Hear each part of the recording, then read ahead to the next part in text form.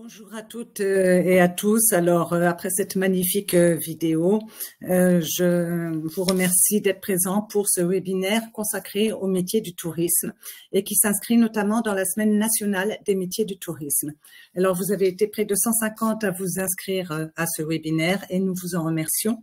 Au cours de cet atelier, nous allons explorer les enjeux, les opportunités, mais aussi les atouts que représente le territoire du Grand Est sur le plan touristique. La région Grand Est, située au carrefour de l'Europe, est riche d'une diversité culturelle et naturelle qui en fait une destination prisée pour le tourisme. Alors, les métiers du tourisme y jouent un rôle essentiel dans la valorisation de ce patrimoine et le Grand Est, bien sûr, permet d'offrir une multitude d'opportunités professionnelles dans ce secteur. On y trouve des postes dans l'hôtellerie, la restauration, l'animation touristique, ainsi que la gestion d'événements et la promotion des destinations. Alors, ces métiers, vous allez le voir, nécessitent souvent une bonne connaissance des langues, un sens du service et une passion pour la culture locale. De plus, avec l'essor du tourisme durable, de nouvelles compétences émergent, orientées décidément vers la préservation de l'environnement et le développement d'offres touristiques responsables. Alors, pour vous faire découvrir ce secteur, des experts et des professionnels vont venir témoigner de leur activité avec le petit poussé des parcs d'attractions qui défient les géants et vise le million de visiteurs. Vous l'aurez tous compris, il s'agit du parc Nigloland. Également, on ne dansera pas avec les loups, mais on dormira avec eux au parc animalier de Sainte-Croix, élu 5e meilleur parc animalier d'Europe et premier en France. Nous n'oublierons pas notre célèbre Champagne avec le territoire d'Épernay, ainsi que le territoire de Gérardmer et son lac. C'est un peu l'image d'Épinal du tourisme vosgien, station incontournable bien sûr du Grand Est. Et je me permets de rajouter que cette année, on va souffler des bougies. On va souffler celle de l'avenue de Champagne qui devient centenaire et celle de l'Office de tourisme de Gérardmer pour 150 bougies. Alors, ce live d'un format d'1h30 s'inscrit comme pour les autres lives dans le cadre de l'attractivité des métiers et des formations. C'est une action de professionnalisation à destination des acteurs de l'emploi, de la formation, de l'orientation et de l'insertion. Il y a tout un programme accessible en ligne et c'est gratuit. Et bien sûr, vous vous inscrivez tout au long de l'année. Avant de démarrer les interventions de nos experts, je vous informe que vos micros sont coupés, mais vous avez la possibilité tout au long de l'atelier d'interagir en déposant vos questions, remarques dans l'onglet « Questions » sur le côté en bas à droite de votre écran. Et vous avez également la possibilité de liker les témoignages qu'on compte sur vous. Alors, pour ceux d'entre vous qui ont un mauvais son, mauvaise image, ou si le PPT n'apparaît pas, vous rafraîchissez votre page, touche F5.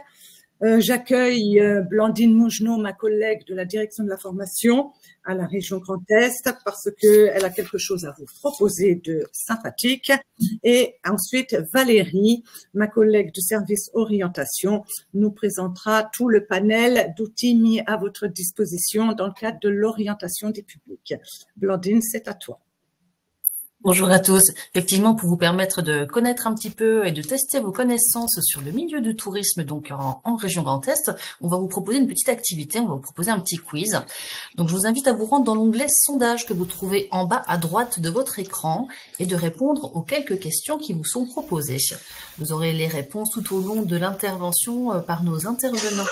Donc, pensez bien à bien cliquer sur soumettre le vote à chaque fois que vous répondez à une question. C'est important, sinon ça ne sera pas enregistré. Alors, c'est parti. Et pendant ce temps, Valérie, tu peux peut-être nous présenter toute la richesse des ressources du service orientation de la région Grand Est. En effet, merci Alice, bonjour à tous. Alors, il ne s'agit pas pour moi de faire du placement de produits, hein, je ne suis pas commerciale. Je suis plutôt là pour vous rappeler que la région Grand Est a la compétence d'information sur les métiers et les formations et elle a travaillé avec ses partenaires pour créer ce qu'on appelle le portail Orientest, qui est la contraction de l'orientation dans le Grand Est. Est-ce que Christelle peut me mettre en grand le PowerPoint? Merci Christelle. Et donc, voilà, merci. On ne va pas aller trop vite. Hop.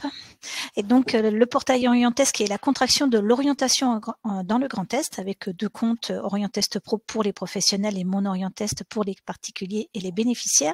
Et pourquoi, en fait, je vous dis ça en introduction, puisque la région, en fait, elle va vous proposer des outils pour, par exemple, valoriser vos événements, vos journées portes ouvertes, vos visites d'entreprise, etc. Donc, vous allez pouvoir les recenser dans ce que l'on appelle l'agenda de l'orientation, qui on a à peu près 100 000 consultations par an, il y a à peu près 250 événements par mois, et à l'intérieur duquel vous allez pouvoir retrouver, comme je vous l'ai dit, des journées portes ouvertes ou autres, et notamment vous allez retrouver un temps fort qui s'appelle la semaine des métiers du tourisme. Alice en parlait en introduction. Aujourd'hui, on a 59 événements qui sont référencés. Alors, on sait qu'il y en a à peu près plus de 300 dans le Grand Est, mais voilà, on les a pas eu tous à temps. Et donc, vous pouvez retrouver, bien que ce soit des forums, ateliers de découverte, visite d'un office de tourisme, d'une école de voile, etc. Donc, je vous invite à cliquer sur le temps fort. Alors, on parlait d'agenda, mais il y a aussi un autre outil dans le bouquet de services numériques de la région Grand Est qui s'appelle la rubrique ressources, à l'intérieur de laquelle nous avons mis, par exemple, 2 liens sur les métiers de l'hôtellerie, les métiers de les métiers de l'alimentation ou bien la promotion de l'apprentissage et du métier de boulanger-pâtissier. Tout ça pour vous interpeller, c'est que si vous avez des sites à nous soumettre, n'hésitez pas à nous les adresser sur contact@orientest.fr. Ça nous permet en fait d'alimenter cette fameuse rubrique ressources qui est à la disposition de tous les publics. Sur le moteur de recherche en fait de la page d'accueil du portail Orientest, vous pouvez par exemple saisir le mot tourisme, et le mot tourisme va vous amener à 21 métiers référencés. Sachant que dans chacun des métiers, vous allez retrouver la description du métier, les compétences requises, les données du marché du travail ou l'exercer, les études, etc.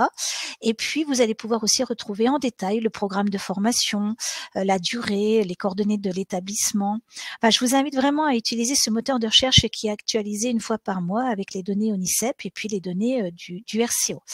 Évidemment, on n'est pas que sur de la formation initiale dans le moteur de recherche, on a aussi la formation continue que l'on peut retrouver à travers le site Formation Grand Est, et notamment à partir du mot tourisme, j'ai fait l'expérience où vous retrouvez 1175 formations proposées en lien avec le tourisme. On a aussi dans cette boîte, dans ce bouquet de services numériques, des actualités. On a mis en avant, bien évidemment, pour cette semaine, celle des métiers du tourisme. Vous avez aussi une chaîne YouTube où je vous ai mis le lien pour retrouver la playlist des métiers de l'hôtellerie, restauration, tourisme. On a un outil qui s'appelle Expérience Pro, qui lui est alimenté par les entreprises, selon leur bon vouloir, qui permet en fait de déposer leur offre de stage, d'apprentissage, service civique, etc. Et puis les candidats peuvent faire matcher leur CV par rapport à ces offres.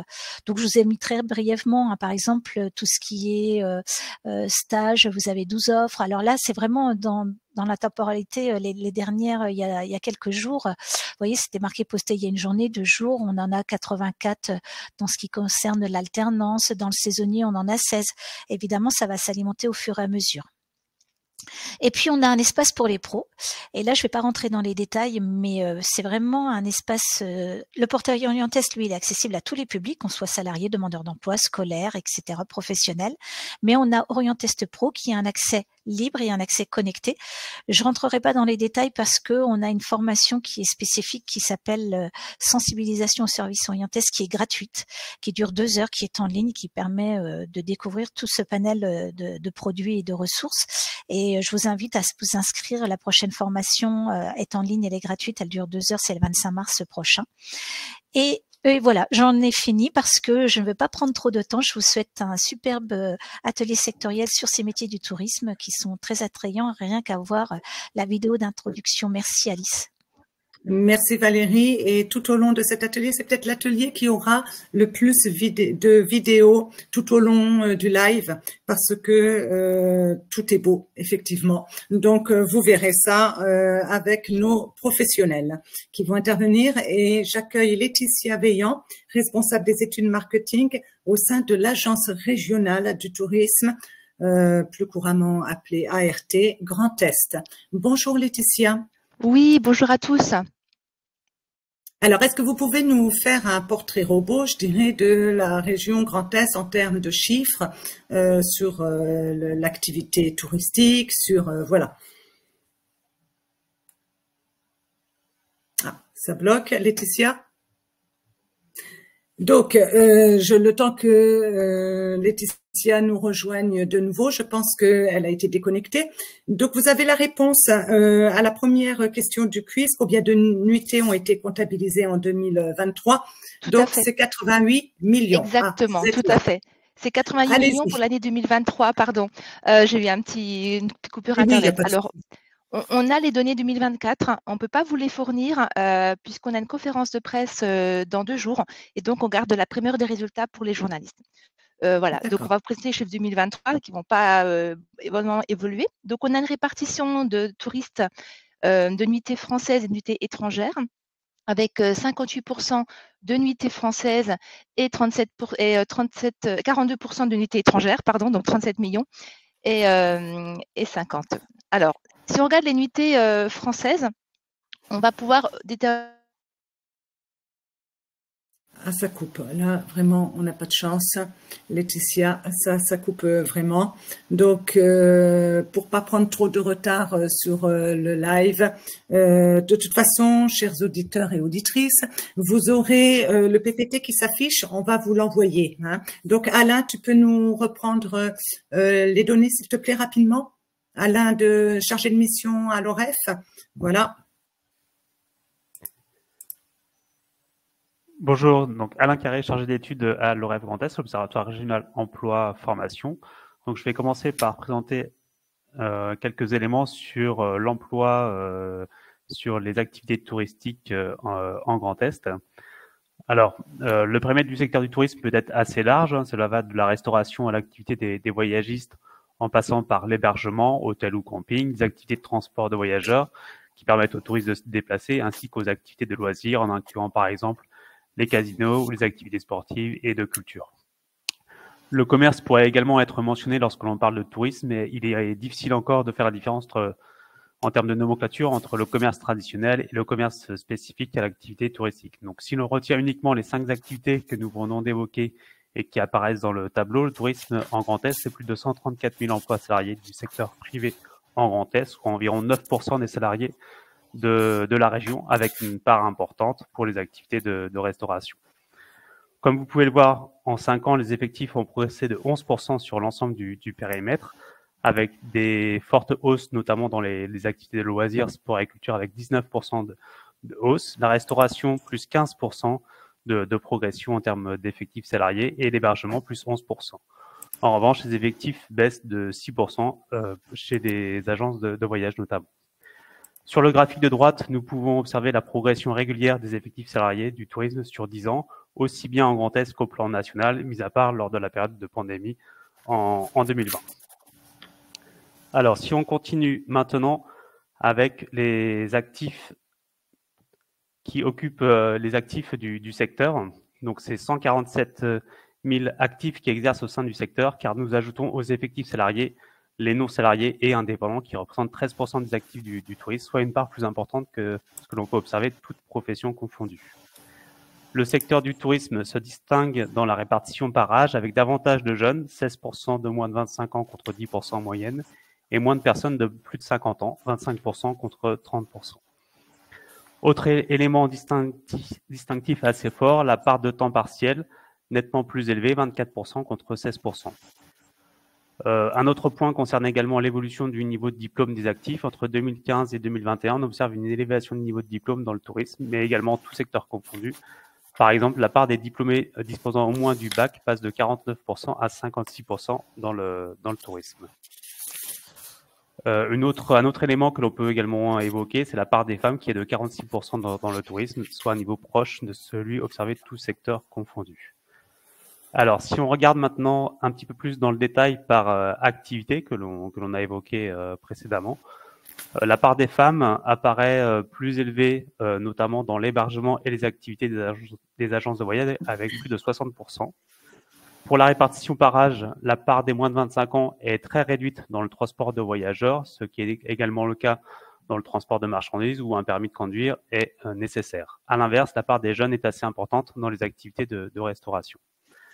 Pour la part des 50 ans et plus, le transport de voyageurs et les activités des voyagistes se distinguent avec une proportion de 30% d'actifs. Cela pose évidemment la question des départs en retraite et des besoins de renouvellement de la main-d'œuvre.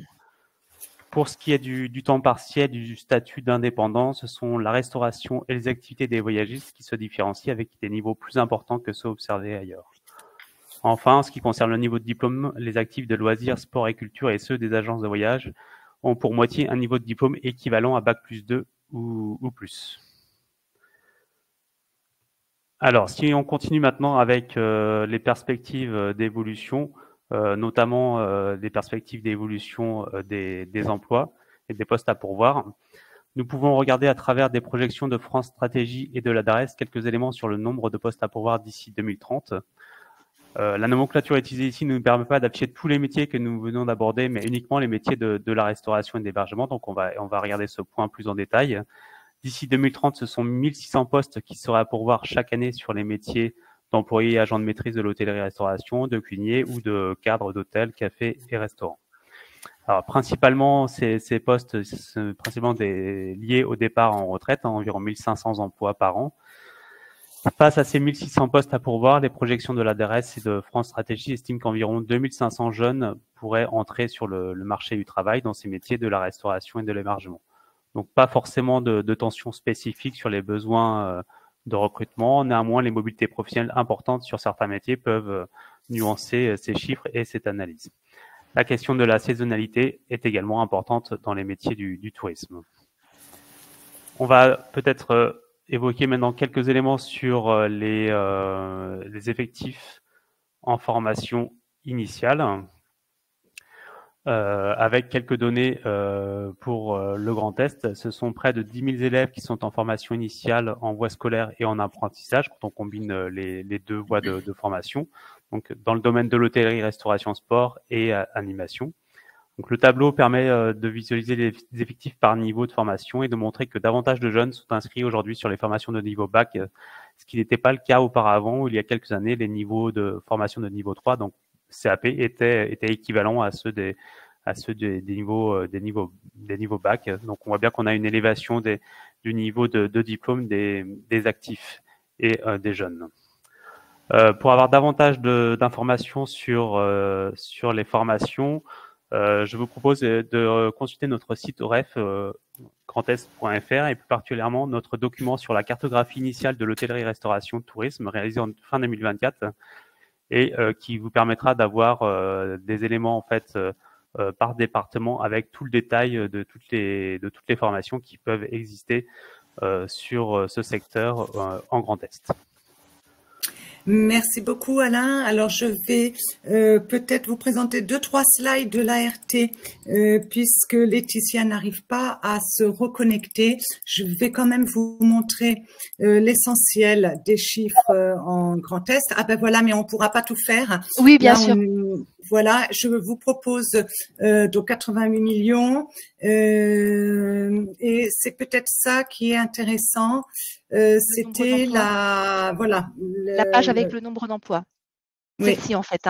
On comptabilise 111 000 emplois salariés et non salariés dans le Grand Est. Alors on part sur 23 secteurs d'activité caractéristiques du tourisme qui contiennent pour beaucoup des notions, donc des NAF liées à la restauration et liées aux hébergements. Et sur ces emplois salariés et non salariés, on arrive en fait à identifier les emplois salariés, donc 97 000, ce qui représente en fait au global au niveau de la région 7% des emplois de la région. Et on l'a aussi de façon sur l'ensemble des territoires infra et ça vacille entre 4 et 11-12% pour les agglos. Voilà. Je peux vous présenter aussi l'offre en lieu de visite, puisqu'il y a des parcs qui sont là aujourd'hui. Donc, l'essentiel, en fait, en tout cas, les tiers, est lié à tout ce qui est patrimoine industriel, artisanal, agricole et technique. Donc, dedans, c'est la famille, en fait, de tout ce qui est cave, tout ce qui est visite d'entreprise. Donc, en Champagne, en Alsace, l'artisanat pour les caves, l'artisanat, tout ce qui est visite aussi industrielle. Ça, c'est le plus gros package au niveau des visites. On a les musées, bien entendu, les sites religieux, les jardins, les parcs de loisirs. On estime sur le Grand Est environ qu'on a un peu plus de 2000 lieux de visite qui sont répartis sur l'ensemble du territoire. Voilà. Et puis, je vous ai mis en fait le top des sites en termes de fréquentation. Donc, on a Nigloland qui est donc le site le plus fréquenté à l'échelle du Grand Est. Batorama, c'est la visite en bateau. de Strasbourg, le château du Königsbourg, le zoo d'Amnéville, le zoo de Mulhouse, le parc de Sainte-Croix, Thermapolis, etc., le centre Pompidou, la montagne des singes et le parc Fray-Pertuis. Et je voulais juste aussi vous mentionner qu'on a un centre de ressources qui permettent donc d'obtenir des informations sur l'ensemble des chiffres du tourisme à l'échelle du Grand Est, sur les filières, sur les destinations. On a des données ici par département et par territoire infra. Donc, je vous encourage vraiment à aller faire un tour. On a aussi toutes des données sur les bonnes pratiques avec des podcasts, des informations sur le tourisme durable avec la boîte à outils. Donc beaucoup d'informations et aussi d'autres podcasts sur des données pédagogiques et beaucoup d'articles et de revues qui sont publiés par mes collègues. Donc je vous encourage vraiment à aller faire un tour sur notre site internet. Voilà, je vous remercie. Désolée pour la rupture. Non, mais ça arrive. Mais par contre, Laetitia, il y avait une slide que je voulais qu'on diffuse, une des premières, qui montrait la position du Grand Est par rapport aux autres régions sur le tourisme. Je crois que vous aviez… Alors, c'est en fait des origines, hein, celle-ci. Voilà. Voilà. Oui, en fait, de les nuitées touristiques françaises, les habitants du Grand Est font l'essentiel des nuitées dans le Grand Est, en fait. Hein. Notre principale clientèle, en fait, au niveau du tourisme dans le Grand Est, ce sont les Grands Estiens. Voilà, c'est ça, en fait. Hein. Ensuite, on a les habitants d'Île-de-France, les habitants de Hauts-de-France, de Auvergne-Rhône-Alpes, de Bourgogne-Franche-Comté. Mais de l'ensemble de l'activité touristique au niveau des nuitées, ce sont les Grands Estiens qui représentent pratiquement un tiers de l'activité des nuitées. Voilà. Et la cartographie des lieux liés à l'activité touristique, elle est intéressante aussi. Alors, la cartographie qui est celle-ci, c'est l'offre en fait. Hein. C'est-à-dire que c'est la répartition des hébergements selon 4 familles, l'hôtellerie, les campings, les locations et tout ce qui est en fait collectif. Et donc, on voit sur la carte qu'on a une activité qui est plus importante sur le côté est, qui englobe en fait la région Alsace et la partie des Vosges du massif. Mais on a aussi, dès qu'il y a une grosse pastille, en fait, ce sont les villes en fait. Hein. Donc, on a Troyes, on a Reims, on a Nancy, on a Metz. Là, on a Strasbourg, Colmar, Mulhouse. Et là, les activités liées au massif. Voilà. Mais la fréquentation est sensiblement assez proche au fil aussi de cette répartition de l'offre. Parce que s'il n'y a pas d'offre, il n'y a pas de fréquentation. D'accord. Donc, l'offre touristique est en adéquation avec le nombre de touristes en Alsace. Voilà, sachant que dans le tourisme, en fait, il y a deux typologies de visiteurs. Il y a les touristes, donc ceux qui passent une nuit, et il y a les excursionnistes, ceux qui viennent à la journée, qui du coup sont aussi très importants et font aussi pas mal d'activités. Hein. Dans les parcs, par exemple, c'est aussi une clientèle très très importante. Il ne faut pas les négliger. Ces gens-là qui viennent à la journée, qui viennent exprès passer une journée et qui rentrent chez eux le soir, ou qui sont aussi de passage.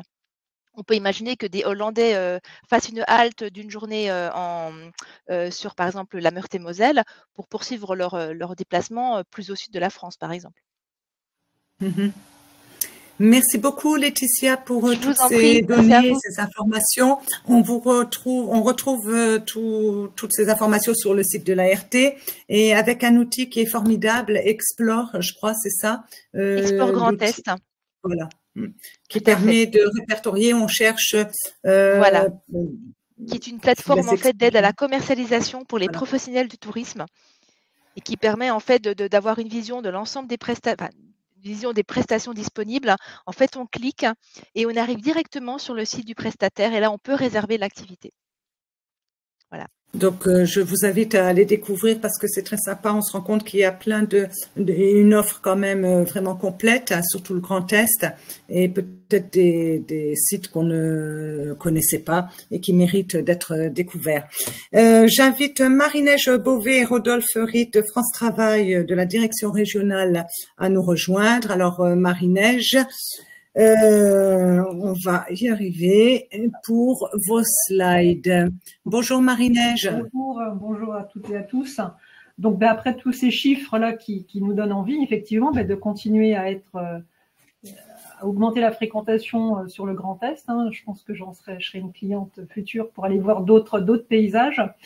Alors, donc, quelques éléments de contexte. Hein, donc, du 17 au 23 mars, c'est bien la semaine centrale sur la semaine du tourisme. Donc, la région Grand Est, France Travail et ses partenaires en fait, se mobilisent sur cette 3e année, donc 3e édition de la Semaine du tourisme.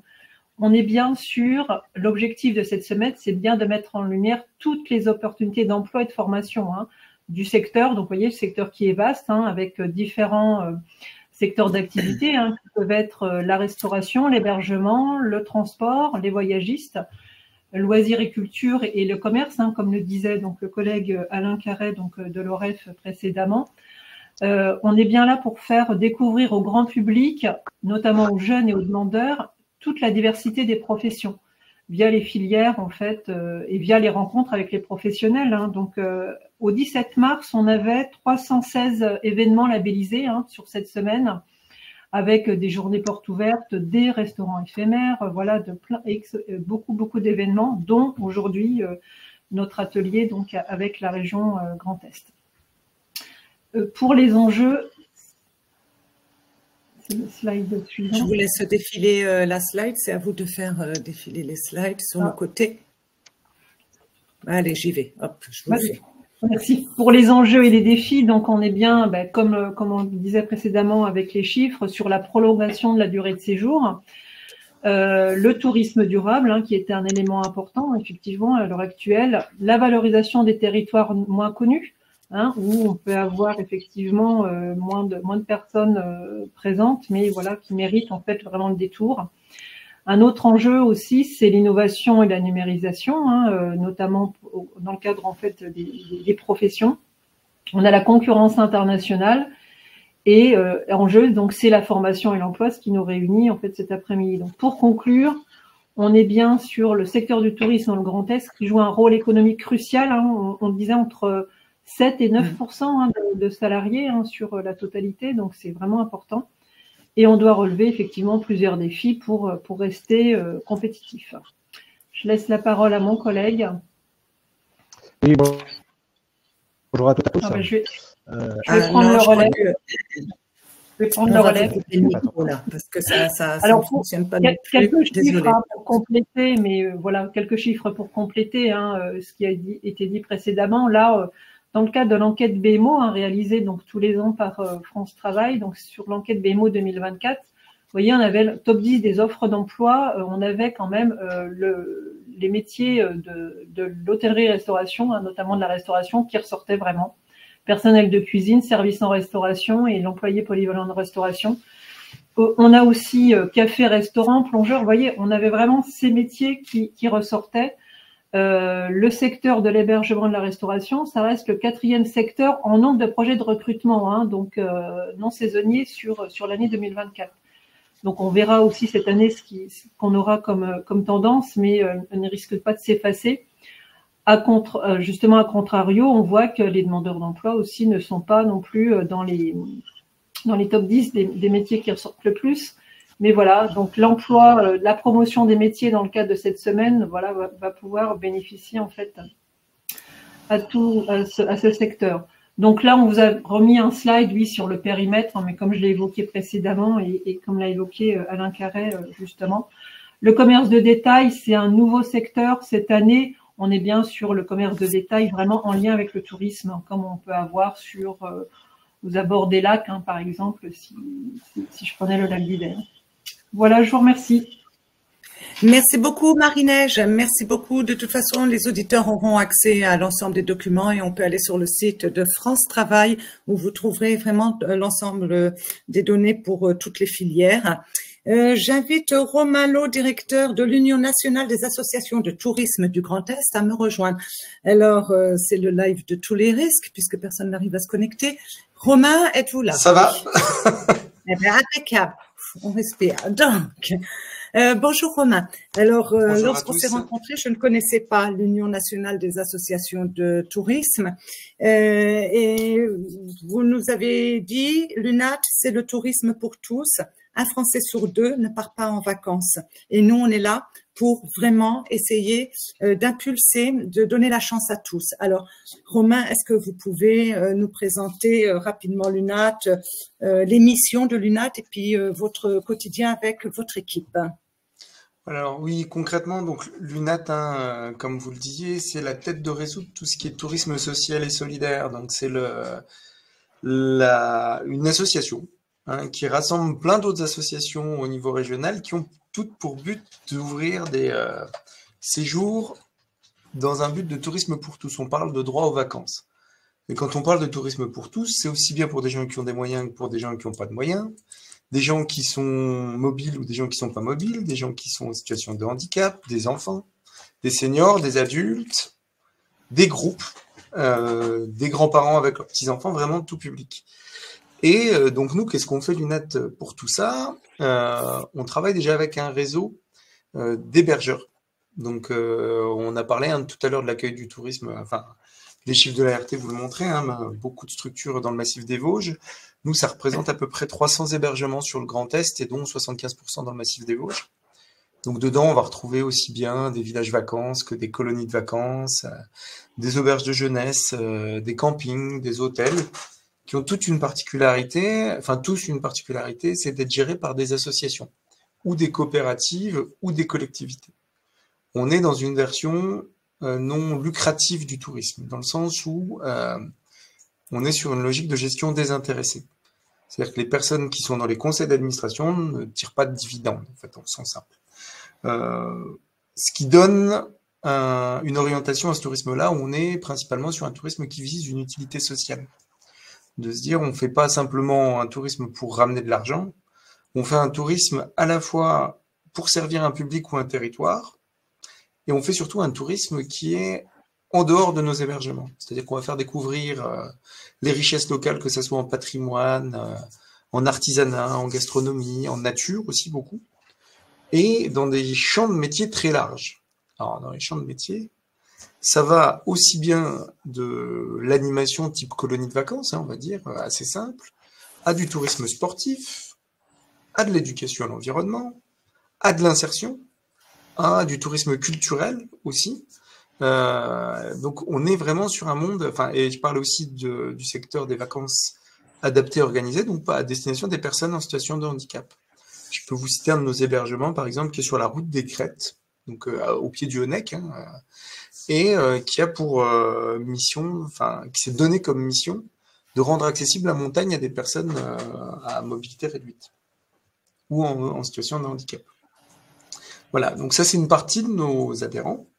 Une autre grosse partie, ça va être des voyagistes, donc encore une fois, qui organisent des séjours aussi bien pour des adultes que des enfants, que pour toute personne, tout type de public.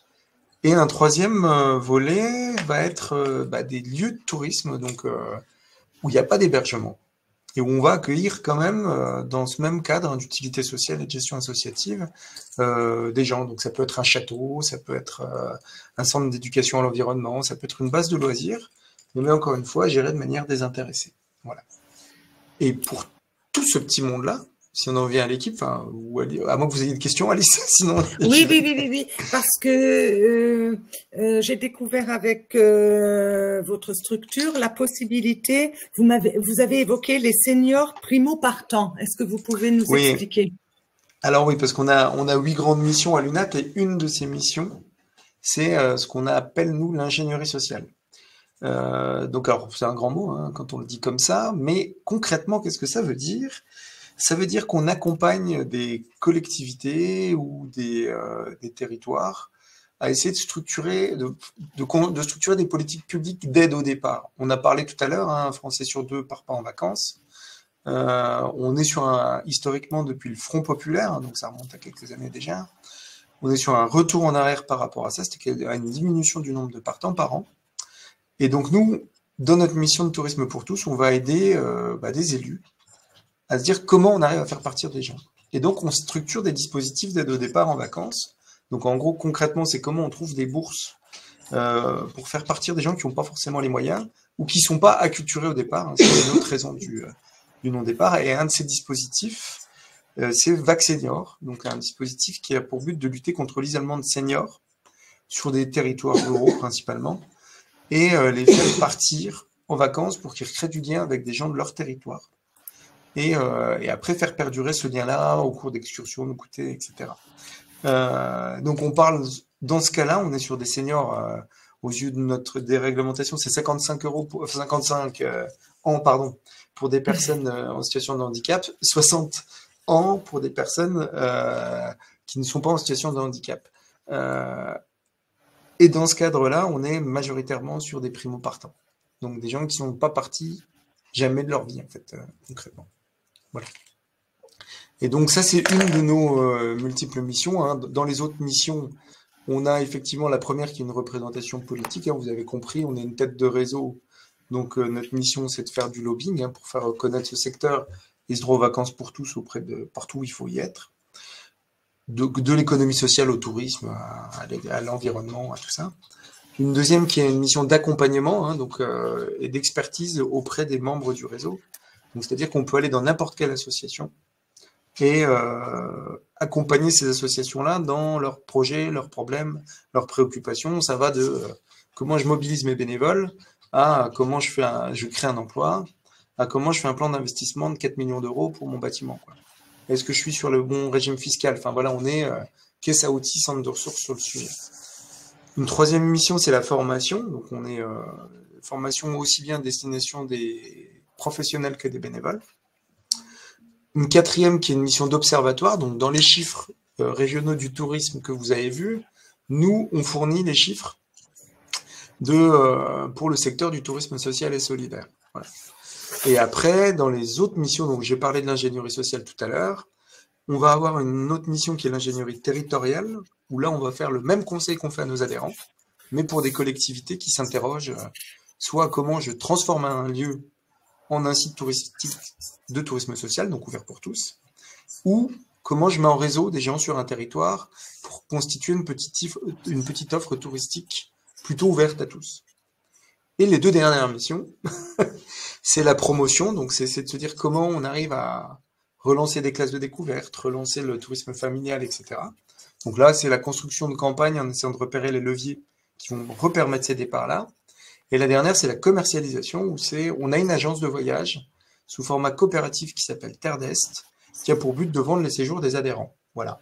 Donc ça, c'est nos 8 grandes missions, mais ça couvre pas tous les métiers du tourisme social et solidaire. Dedans, donc là, c'est une mission, on va dire, d'ingénierie, d'accompagnement, hein, d'animation du monde associatif.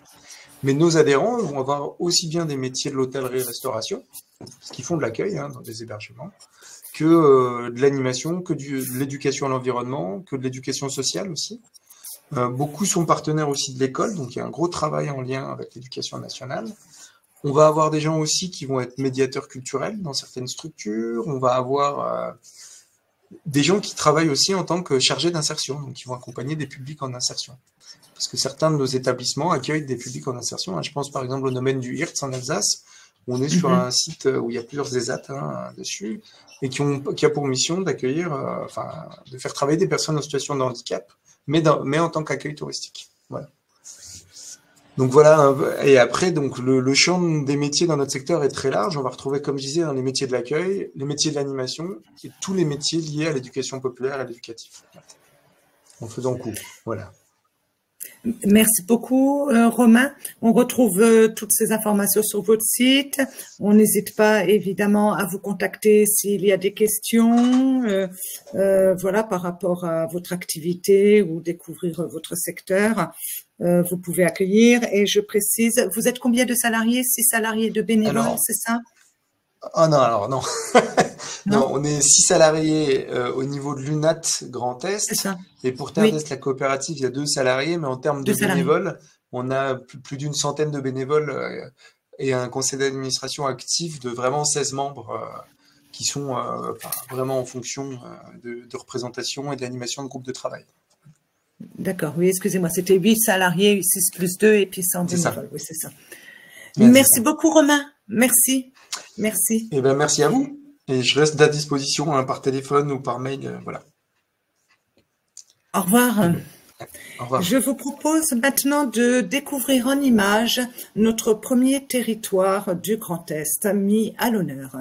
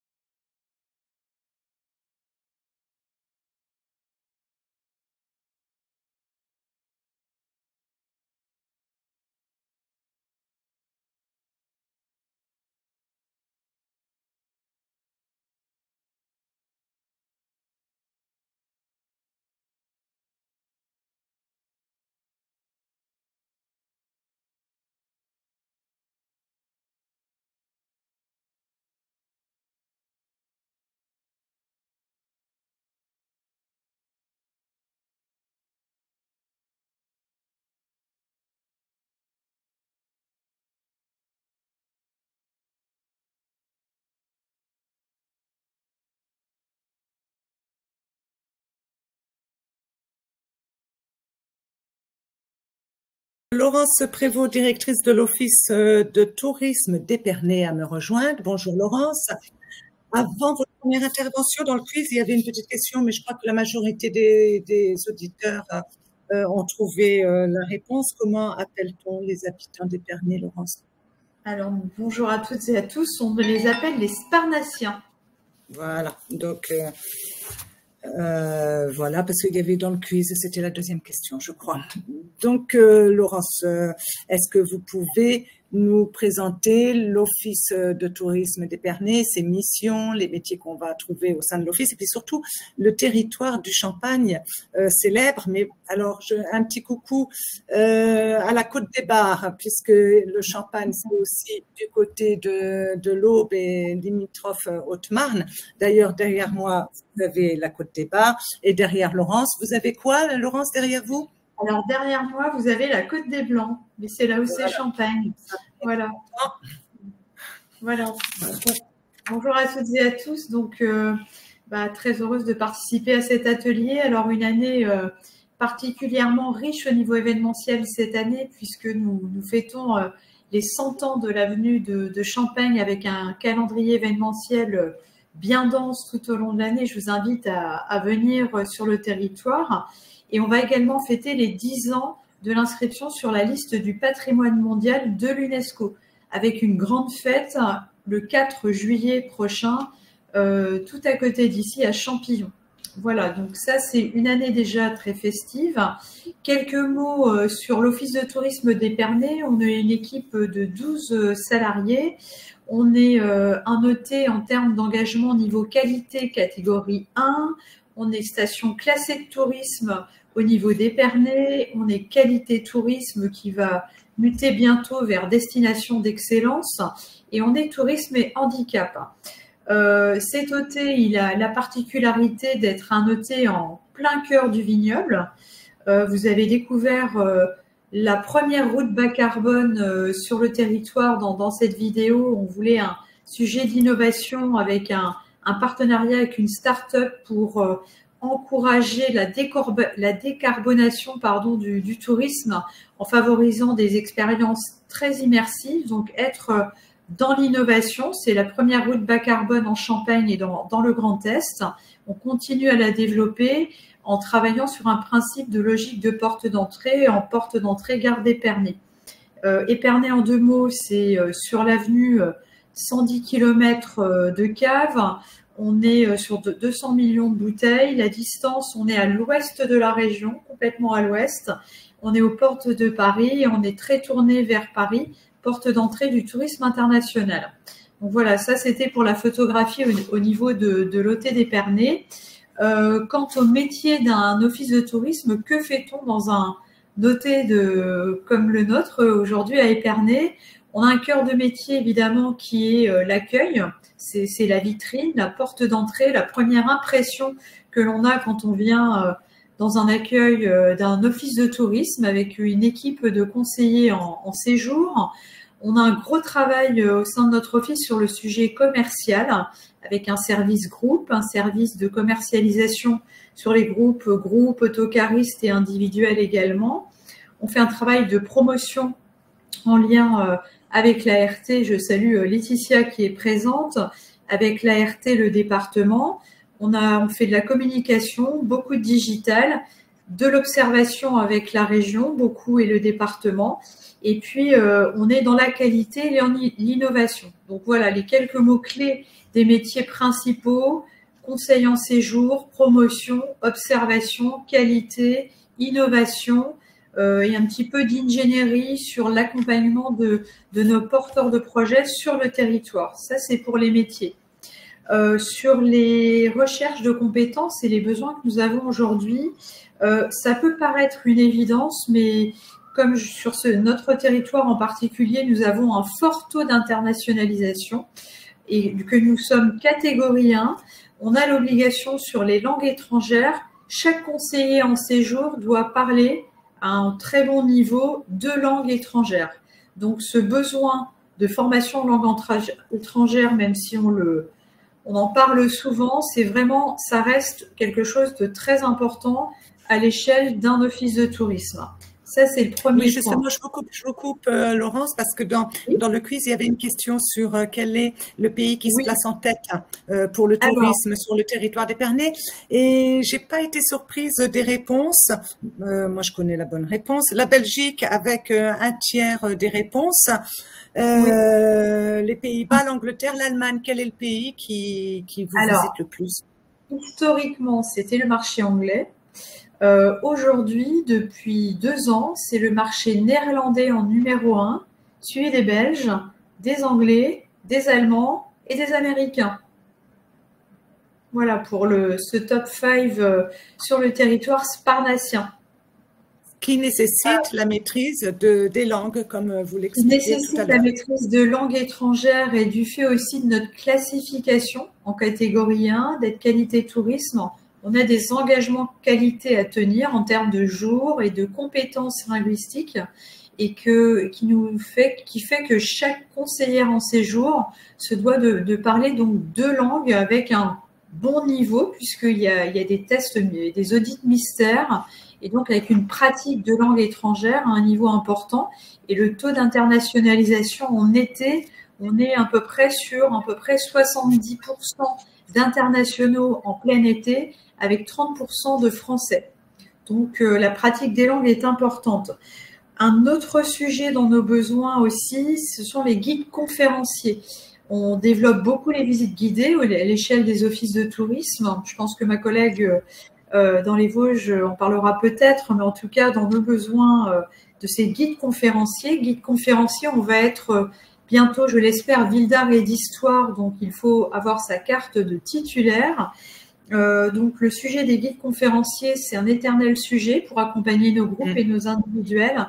Donc les besoins sont quand même assez importants, avec peut-être en plus un accompagnement demain à développer, parce qu'on a des guides conférenciers qui veulent se lancer parfois dans des micro-entreprises et qui, au-delà de la passion, de leur foi pour accompagner nos visiteurs, ont aussi besoin de compétences pour créer leur entreprise et ces besoins d'accompagnement pour créer ces micro-entreprises.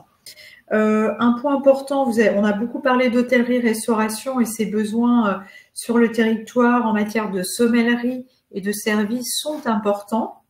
Moi, je voulais aussi vous parler quand même du numérique parce qu'aujourd'hui, un visiteur sur 12 vient en office du tourisme. Ça veut dire qu'aujourd'hui, les visiteurs, de par l'info qu'ils trouvent au niveau du digital, le parcours client est quand même très digital. Si le parcours client est digital, ça veut dire que le marketing est digital. Alors, parallèlement, on a besoin de beaucoup d'humains. Beaucoup d'internationaux viennent en office et ont besoin de l'appui des offices et du conseil des experts locaux pour les guider. Mais si le parcours du client est digital, le marketing est digital, il faut des équipes aussi qui soient formées parfaitement au métier du digital. Et voilà, donc beaucoup de formations à ce niveau-là, au niveau du numérique, au niveau du digital. Et puis un sujet d'importance également, on en parle beaucoup, elle existe depuis longtemps, mais c'est l'IA, l'intelligence artificielle, bien la comprendre. Quelles sont les opportunités de l'IA aussi dans le tourisme? Opportunités à la fois pour les institutionnels et les pros.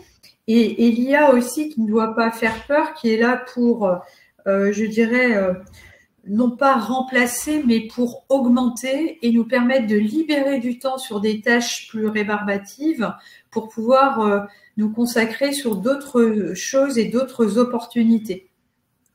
Et puis évidemment, un grand pilier, je ne l'ai pas cité, mais c'est le pilier du durable. C'est l'introduction avec la vidéo sur la route bas carbone autour du durable, où là nous avons un gros partenariat avec l'équipe de l'ART à travers le dispositif de l'éco-boussole. Laurence, vous confirmez, région Grand Est, première région œnotouristique de France, devant le Bordelais. Si on prend le vignoble effectivement alsacien, le vignoble mosellan et le vignoble champenois, nous sommes effectivement dans cette région Grand Est, une grande région œnotouristique de France, évidemment, bien sûr. D'où le développement, on a vu ces dernières années, que ce soit dans le domaine du Champagne, du territoire champardonnais ou le domaine alsacien, le développement du cyclotourisme, de l'œnotourisme, mais c'est pas que. Lorsqu'on s'est rencontrés, vous m'avez dit, on peut pas faire du tourisme qu'avec l'œnotourisme. Voilà. Non, il y a effectivement dans l'expérience œnotouristique, on vient effectivement et on le voit, il y a une récente étude qui a été faite par une agence qui dit que voilà, on vient pour l'œnotourisme, mais pas que. On vient vivre œno et mémoire, par exemple. C'était le cas dans le cadre du centenaire de la Grande Guerre. C'est œnotourisme et mémoire. On vient faire aussi du vélo dans les vignes. À Épernay, on est dans une petite ville. Tout autour d'Épernay, il y a des vignes partout. Vous avez vu dans l'expérience de cette vidéo, on a un point de location vélo. Les gens partent avec leur vélo et vont faire du vélo dans les vignes. Donc, c'est œno, vélo, dégustation à consommer avec modération. Mais c'est des expériences œno et patrimoine et ainsi de suite. On ne fait pas 100% de l'œno, c'est œno et quelque chose. Et c'est ce type d'expériences qui sont aujourd'hui recherchées par nos visiteurs. Merci beaucoup. Et j'ai une question. Alors, vous allez peut-être, c'est pas vraiment vous en qualité de directrice de l'Office de tourisme d'Épernay qui pouvez répondre, mais vous en avez parlé tout à l'heure. Camille pose la question, quelles études ou formations pour être guide conférencier? Alors, en revanche, moi, je vais vous poser la question différemment et on va répondre à Camille dans le chat. Vous embauchez ou vous recherchez des guides conférenciers? Il faut avoir, il me semble, une carte, il faut une habilitation. Alors, voilà. Alors en fait, moi j'ai la chance d'avoir une guide conférencière titulaire elle a fait une licence de guide conférencier. Il y a 2 formations existantes. Elle a cette carte de guide conférencière, elle fait nos visites guidées. Pour autant, nous ne sommes pas encore ville d'art et d'histoire. Donc, quand on n'est pas ville d'art et d'histoire, nous pouvons à partir d'une formation opérée au sein de la structure, faire des visites guidées. Par contre, dès lors que vous êtes ville d'art et d'histoire, vous avez l'obligation d'être titulaire de cette fameuse carte de guide conférencier. Donc, soit vous avez une licence de guide conférencier, une licence 3 de guide conférencier, soit il faut passer par la préfecture, il faut être titulaire à minima d'un master 2, il faut un niveau en anglais, un niveau C1, vous voyez, au niveau d'un TOEIC, par exemple, un C1 au niveau de l'anglais, et il faut avoir 1 an d'expérience de guidage ou de nombre d'heures cumulées pour pouvoir faire ce type d'accompagnement au niveau des guides conférenciers. En tout cas, le sujet des guides conférenciers est un vrai sujet pour développer les visites et les expériences sur le territoire. Ça, c'est une réalité. Merci beaucoup, Laurence. Je regarde s'il n'y a pas d'autres questions. Non, je ne vois pas. Alors, à disposition par ailleurs pour toute question, bien évidemment. Merci beaucoup, Laurence. Et on va partir, pas si loin que ça. On va partir sur un autre territoire et on regarde en images. Merci, Laurence, et on mettra vos coordonnées dans le chat. Merci beaucoup. Merci. Merci beaucoup. Merci.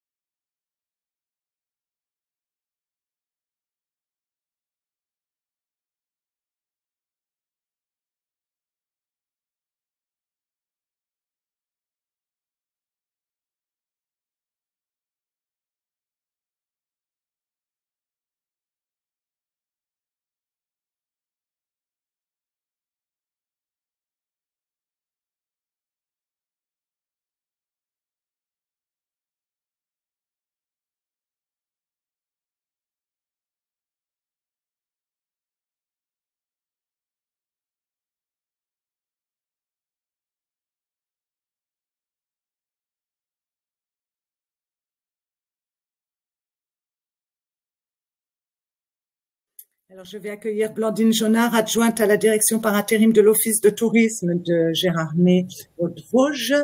En voyant cette vidéo, j'ai vu le nombre de cœurs, de pouces, etc., de smileys. On a tous, si on est à peu près du territoire Grand Est, un petit passeport parce que cette vidéo, c'est vrai que c'est intemporel. Gérardmer, c'est intemporel et c'est moderne à la fois. Donc, Blandine, vous allez nous expliquer tout ça. Et j'ai beaucoup aimé lorsqu'on s'est rencontrés. Vous m'avez dit l'office de tourisme, c'est le bébé de Gérardmer. Donc voilà, est-ce que vous pouvez nous expliquer l'office de tourisme de Gérardmer? Gérardmer, c'est quand même énormément de compétences, énormément de salariés. Expliquez-nous. Bonjour à tous.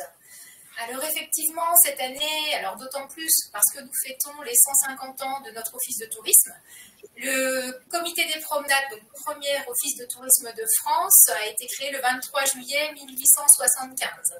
Donc, comme le disait ma collègue d'Épernay, c'est aussi une année festive à Gérardmer Haute-Vosges en 2025. Voilà, donc nous sommes en fait un office de tourisme communautaire qui regroupe 8 communes sur notre territoire. Et notre office de tourisme en fait est réparti, on va dire, est divisé en 5 pôles, parce que comme le disait également Florence Prévost, la partie accueil d'un office de tourisme que tout le monde voit n'est finalement que la partie visible de l'iceberg. Il y a plein d'autres métiers et compétences recherchées dans un office de tourisme.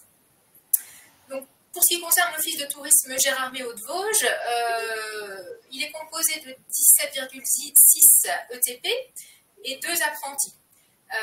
Et donc divisé en un pôle direction, un pôle commercialisation, un pôle accueil et qualité, un pôle marketing digital, partenariat presse et médias, et un pôle congrès, événements et tourisme d'affaires, ce qui est assez peu fréquent, on va dire, dans les offices de tourisme. Donc la directrice de l'office de tourisme, en fait, Florence Dupont, est là pour établir la stratégie de l'office de tourisme, son fonctionnement. Elle gère le budget, elle manage l'équipe et elle est en lien avec tous les institutionnels du tourisme du territoire, notamment par le biais du comité de direction qui est composé d'élus et de socioprofessionnels. L'office de tourisme Gérardmer Haute-Vosges est sous forme EPIC. Elle est secondée par une assistante de direction qui gère toute la partie administrative.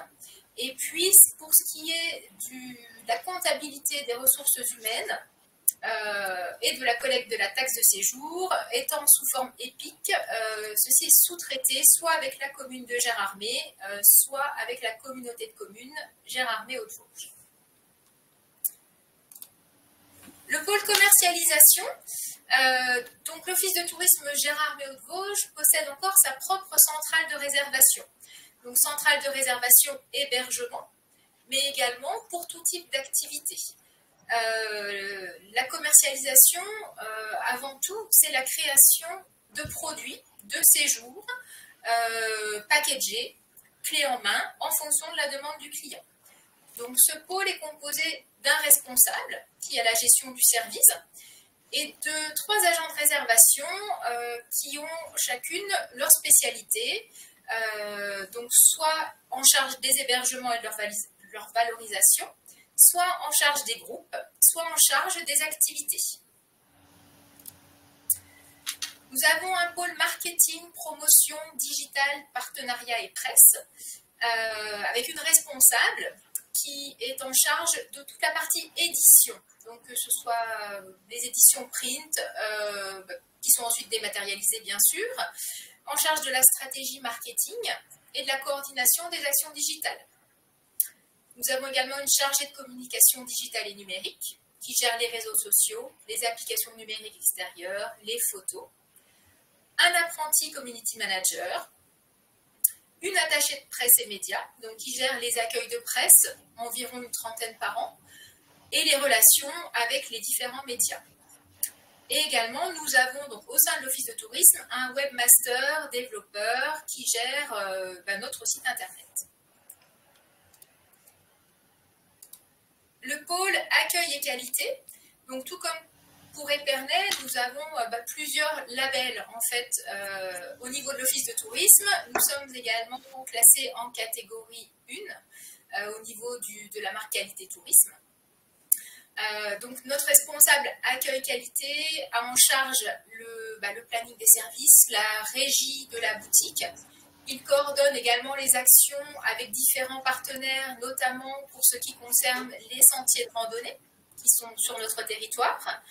Et il gère aussi l'observatoire de gestion des flux touristiques, notamment avec la pose de compteurs pour voir un petit peu la fréquentation de différents sites qui pourraient parfois être très très fréquentés. Donc, ce qui nous permet de diriger nos touristes de la meilleure des façons.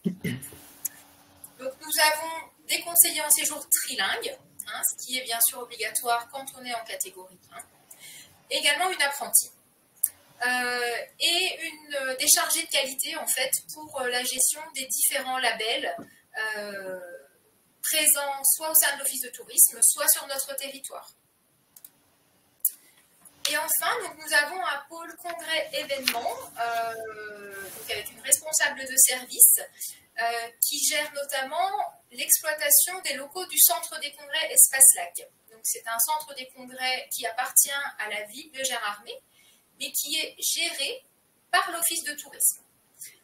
Donc, avec l'accueil de manifestations diverses et la création d'événements par l'Office de tourisme. Nous avons également une chargée de mission qui coordonne les différentes actions événementielles et les manifestations touristiques sur le territoire. Et au sein du centre des congrès, 2 agents techniques polyvalents qui gèrent la mise en place des manifestations, l'appui technique aux clients, etc. Voilà un petit peu ce qu'on peut dire sur l'Office de tourisme Gérardmer-Haute-Vosges. Merci beaucoup, Blandine. Mais justement, vous prenez des alternants, c'est ça, qui sont en formation? Oui, tout à fait. Voilà. J'ai noté, ils étaient en formation soit à Saint-Dié, je crois, pour la licence, ou au CFA de Remiremont pour le BTS en alternance. Parce que, voilà, on n'a pas mis le site des formations, mais ça, vous pouvez le trouver sur le site Orientes. Vous trouvez toutes les formations dans le tourisme. On ne vous les a pas présentées là parce que ça faisait une carte illisible, mais vous voyez même à Remiremont ou à Saint-Dié, on trouve l'enseignement supérieur pour pouvoir travailler dans le tourisme à côté de chez soi. Blandine, il me semble que vous avez 3 rendez-vous très importants liés au cinéma. Vous pouvez nous en parler un petit peu? Quels sont ces 3 rendez-vous? Oui, donc c'est vrai que Gérardmer accueille énormément d'événements tout au long de l'année, que ce soit des événements sportifs ou culturels, mais c'est vrai que Gérardmer est aussi terre de cinéma et accueille 3 rendez-vous connus nationalement, voire internationalement, et très connus des cinéphiles. On accueille notamment le Festival du film fantastique, tous les ans, fin janvier, donc depuis 1994. On accueille également les rencontres du cinéma, donc ce sera la 27e édition début avril. C'est un congrès professionnel de cinéma pour les exploitants de salles, pour les producteurs, pour les distributeurs, pour les fournisseurs de produits cinéma qui se retrouvent à Gérardmer tous les ans pour voir des films en avant-première, pour faire un petit peu leur marché et discuter entre eux. Et la particularité de ce congrès professionnel, c'est qu'il est ouvert au public et que le public géromois et de proximité peut voir des films en avant-première dans les mêmes salles que les professionnels. Et le dernier événement cinématographique, c'est le festival Graines d'étoiles. Donc celui-ci, c'est un festival jeune public qui est organisé par la Maison de la Culture et des Loisirs de Gérardmer. Juste avant les vacances de la Toussaint et pendant les vacances de la Toussaint, sur 15 jours environ. Et là, c'est vraiment un festival à destination du jeune public, voire très jeune public, pour voir des courts-métrages, des films d'animation, des films d'aventure, mais en lien avec leur âge. Voilà. Merci beaucoup, Blandine. Et si je suis collégien ou lycéen en classe de seconde et que j'ai un stage à faire, est-ce que je peux venir à l'Office du tourisme candidater pour faire une découverte métier du tourisme au sein de l'Office de Gérardmer? Alors non, malheureusement, on ne prend pas de collégiens, lycéens en stage. C'est vrai qu'on a la partie qualité, comme on disait, qui doit être présente tout au long de l'année. Et nous, les stages, c'est principalement à partir du BTS, voire de la licence. Comme on disait, il faut que ce soit des personnes qui soient trilingues, notamment pour les conseillers en séjour. Donc c'est vrai que voilà, ce n'est pas un public qu'on reçoit. D'accord, merci beaucoup pour ces précisions et on parle de langue, bilingue, trilingue. Et n'oubliez pas la plateforme Do You Speak Grand Test. On vous a mis le lien dans le chat qui vous permet d'accéder. Alors j'attends la réponse de ma collègue Véronique. Je ne sais plus combien de langues on peut apprendre sur cette plateforme, mais c'est énorme. Donc n'hésitez pas, c'est ouvert à toute personne résidant en Grand Est, quel que soit l'âge, le statut. Voilà, et c'est très ludique, c'est très sympa et je vous assure, on progresse, je vous l'assure. Merci beaucoup Blandine et place à notre prochaine entreprise qui va nous faire rêver. Découvrons en images.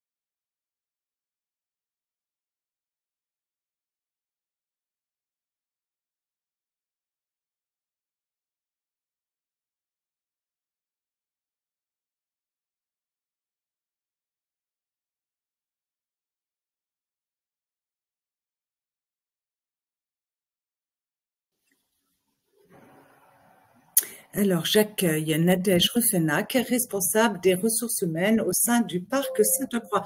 Bonjour, Nadège. Ravie de vous retrouver. On vous a vu il y a 2 ans. Vous étiez RH, je ne citerai pas l'entreprise, mais sur une autre filière, une activité de transport. Vous étiez RH et on vous a retrouvé par hasard à la tête des ressources humaines du parc Sainte-Croix. Nadège, le parc Sainte-Croix, on en parle dans tout le Grand Est, en Europe. Est-ce que vous pouvez nous présenter vraiment succinctement ce parc animalier, qui n'est pas un zoo, hein, je tiens à le préciser.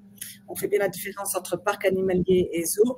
Et puis, tous les métiers et les recrutements voilà, que vous opérez en cours d'année, tout au long de l'année.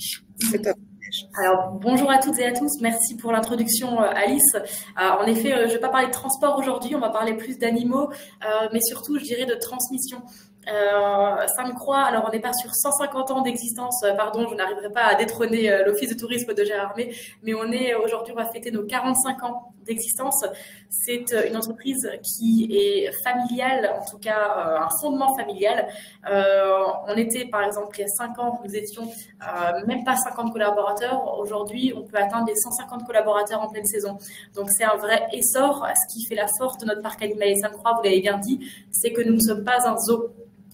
Les personnes aujourd'hui et les visiteurs recherchent bien plus que juste voir un animal. C'est quels sont les messages que nous, on peut transmettre en tant que vrais acteurs de la biodiversité, quels sont les messages qu'on peut transmettre en faveur de l'environnement. Et aujourd'hui, c'est ça vraiment notre mission. Vous voyez, partager pour préserver.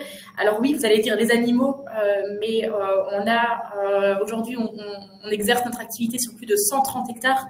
Donc, je ne sais pas si vous vous rendez compte, on est dans un milieu type réserve naturelle et on a la chance d'avoir la moitié de notre population animale qui sont issus de la faune européenne. Donc c'est vraiment la sensibilisation de se dire, regardez quel type d'animaux vous pouvez retrouver dans nos forêts.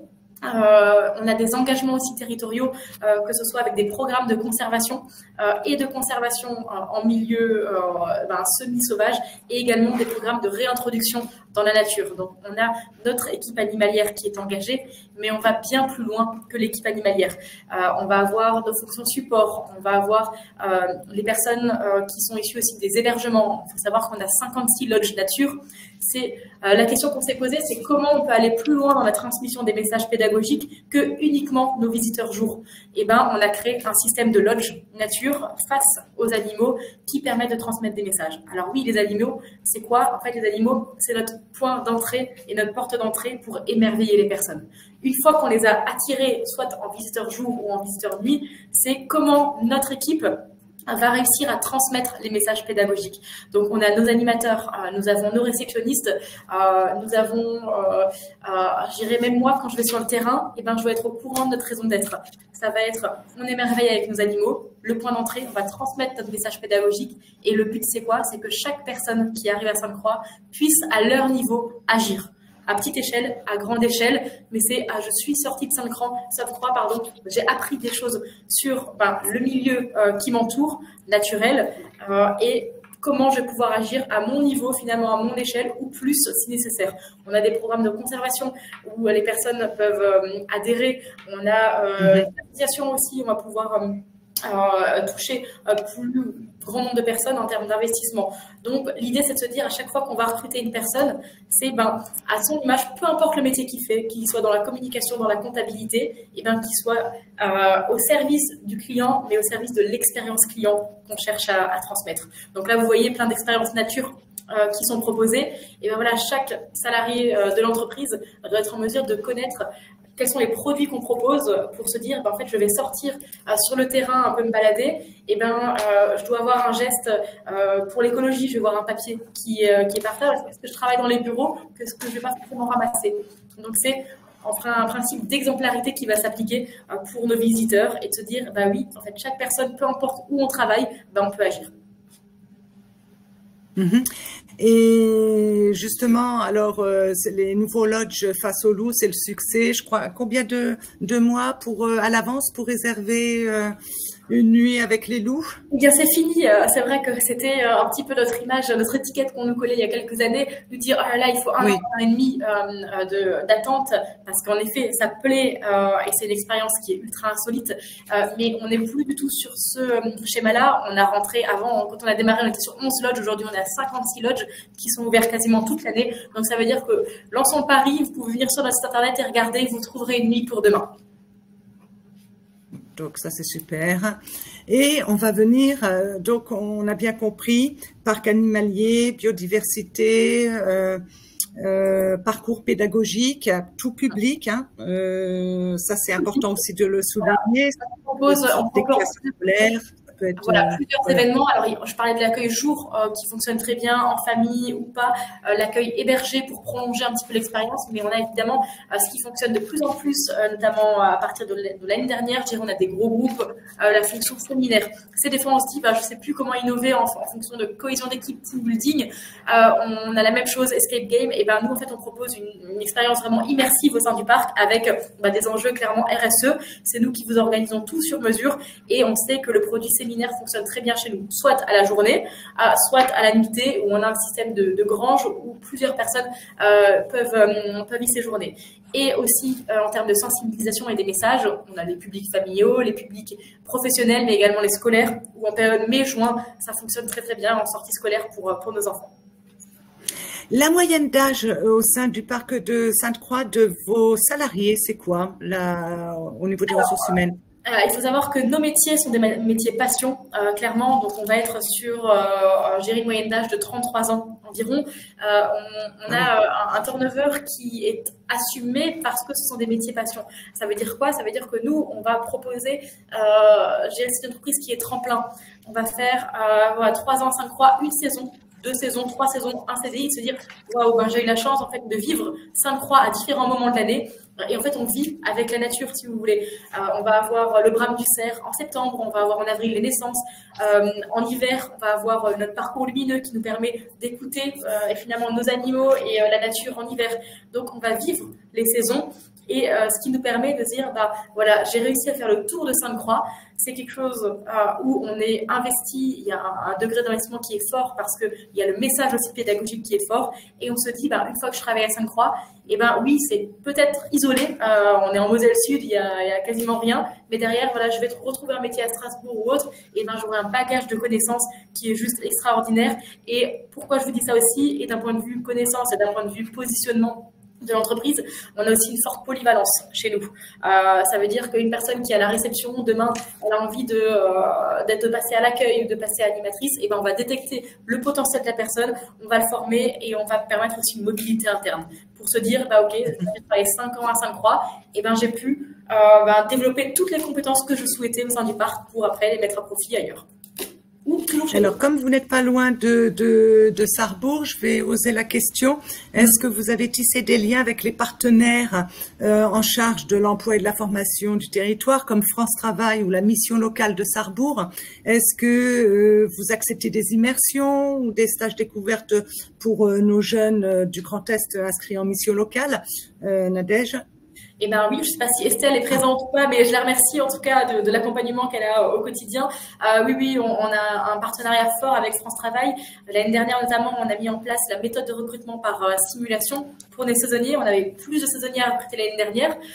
Ça a bien fonctionné parce qu'on fidélise. Cette année, on a beaucoup de saisonniers qu'on avait l'année dernière qui reviennent, donc pas forcément besoin de mettre en place la MRS. Mais ça fait aussi quelques mois qu'on met en place des immersions professionnelles. Je sais que nous, comme on est sur un principe de saisonnalité, ça rassure les managers de se dire ils viennent juste pour la période, par exemple, des vacances scolaires de février. On est ouvert jusqu'à un jour. On voit comment ça fonctionne. Il y a moins de monde aussi qu'en saison, donc on rassure aussi le candidat. Et si ça fonctionne des deux côtés, on se dit écoutez, on vous propose une saison à l'issue. Donc, c'est quelque chose qu'on développe tout doucement. Et la mission locale aussi, on commence à créer un vrai partenariat. Je vais notamment intervenir demain en tant que marraine, si vous voulez, un petit peu de la mission locale pour donner des petites idées, des tips pour nos jeunes.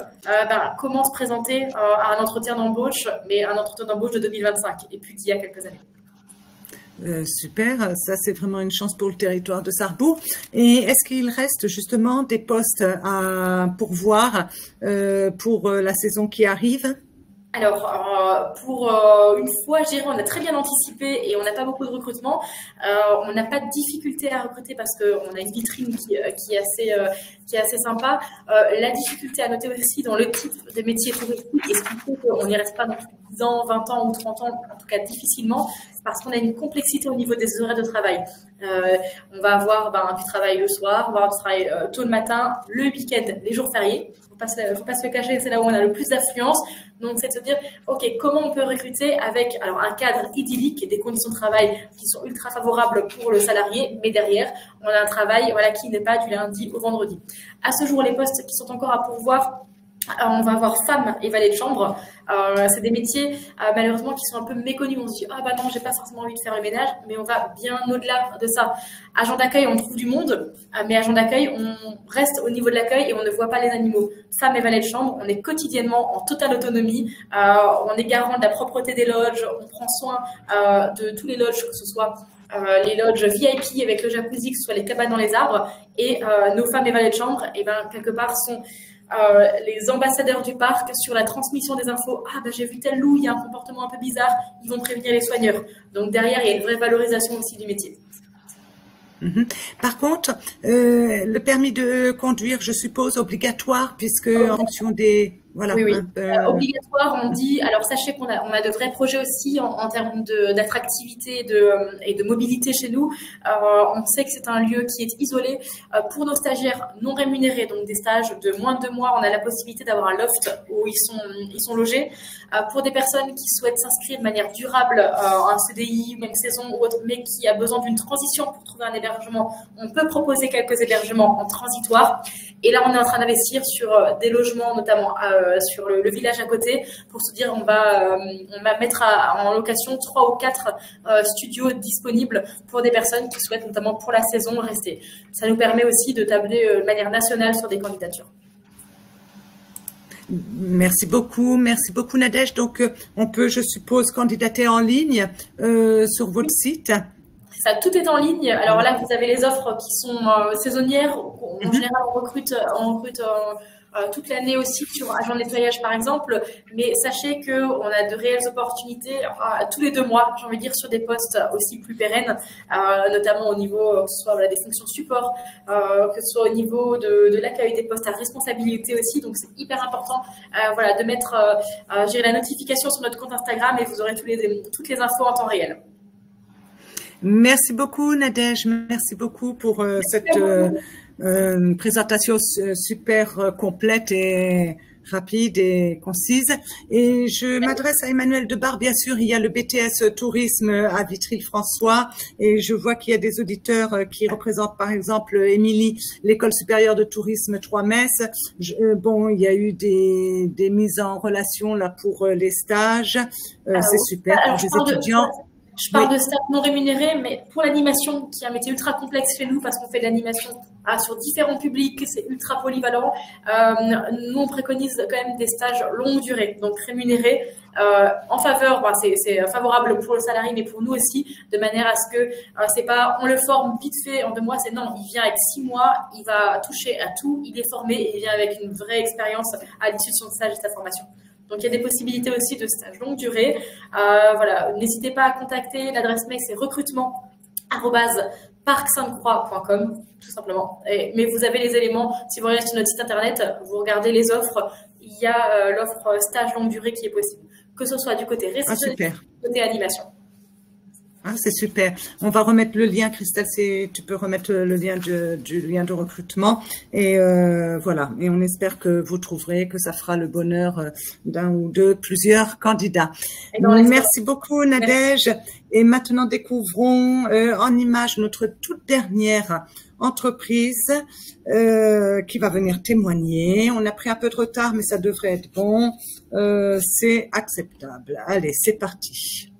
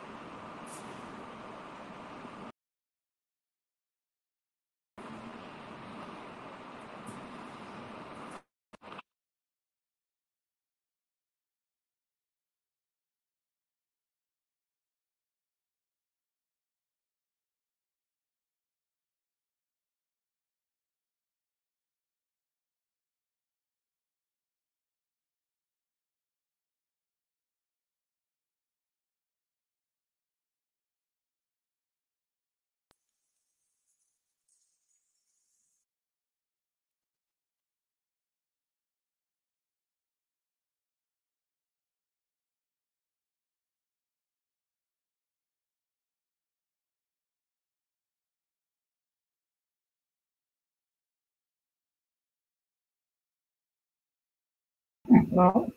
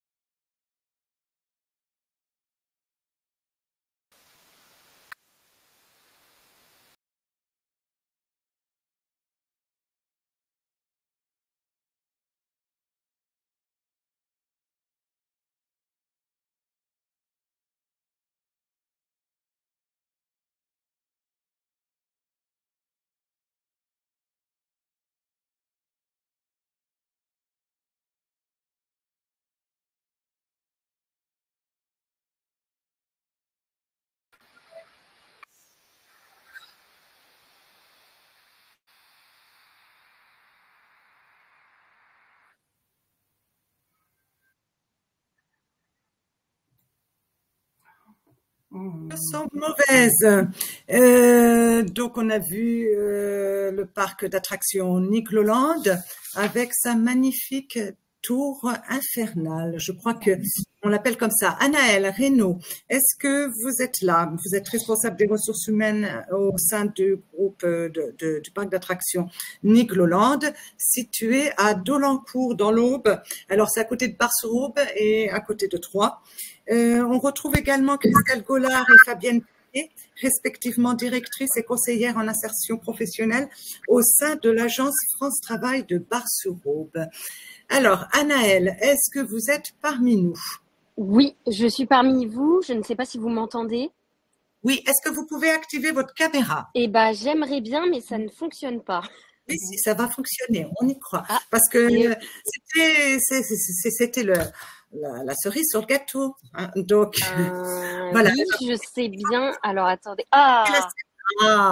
On voilà. me voit, je crois. Magnifique. Anaëlle est en direct de l'Eden Palais. C'est un manège très connu à Nigloland. Voilà, c'est les fameux petits chevaux, mais c'est vraiment très très beau. Donc pour ceux qui connaissent, voilà, Anaëlle a pris le risque de faire le live en direct sur un manège. Tout à fait, exactement. Anaëlle, c'est combien d'emplois Nigloland? C'est beaucoup. C'est beaucoup parce qu'on a cette chance à Nigloland d'avoir énormément de propositions d'emploi puisque c'est très varié. Ça va bien évidemment des employés opérateurs d'attraction comme on peut le voir juste ici, un opérateur qui peut opérer sur l'Eden Palais. On peut voir juste ici la zone de pilotage. Mais ça va également des espaces verts, de la sécurité, de l'électricité, de la maintenance. Des boutiques, donc c'est vraiment très très large et on a beaucoup de propositions en tout cas. Ça c'est top.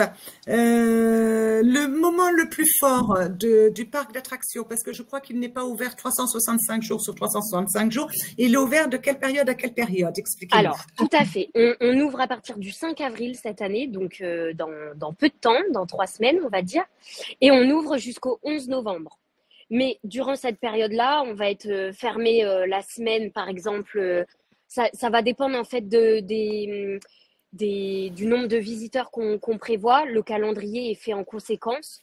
Donc, bien évidemment, on est ouvert sur les périodes de vacances scolaires. On est fermé ensuite en semaine et ouvert les week-ends et jours fériés. Mais donc, la période la plus forte, sinon, c'est pendant Halloween, en novembre, où c'est 2 semaines très intensives et pour les salariés et pour les visiteurs, c'est vraiment la période la plus intense. Et justement, vous allez nous dire, donc record battu, le parc d'attractions Nigloland, ça a été combien de visiteurs? Parce que c'était aussi dans le quiz. Combien de visiteurs en 2024 ou 2023? 750 000 visiteurs. Super, donc on vise le million? Eh ben, on espère, oui, c'est l'objectif en tout cas. D'accord. Ok. Alors, ce qui était intéressant lorsqu'on s'est rencontrés, c'est que vous m'avez expliqué qu'il y avait 60 salariés permanents, des mécaniciens, des électriciens, responsables d'opération, et que vous recherchiez énormément de monde pour les emplois saisonniers. On va dire c'est du saisonnier. C'est de la sécurité, de l'hôtellerie, de la restauration, agents de propreté. En plus, vous avez un projet d'un nouvel hôtel, je crois. C'est ça, exactement. Il y a l'hôtel qui ouvre le 5 avril. C'est sous forme de lodge, en fait. Donc, c'est vraiment quelque chose de nouveau pour Nigloland. On a toujours l'hôtel des pirates, le fameux hôtel si connu. Mais derrière, juste derrière cet hôtel-là, vient se rajouter des lodges privatives, en fait, et qui vont être ouvertes dès l'ouverture du parc le 5 avril 2025.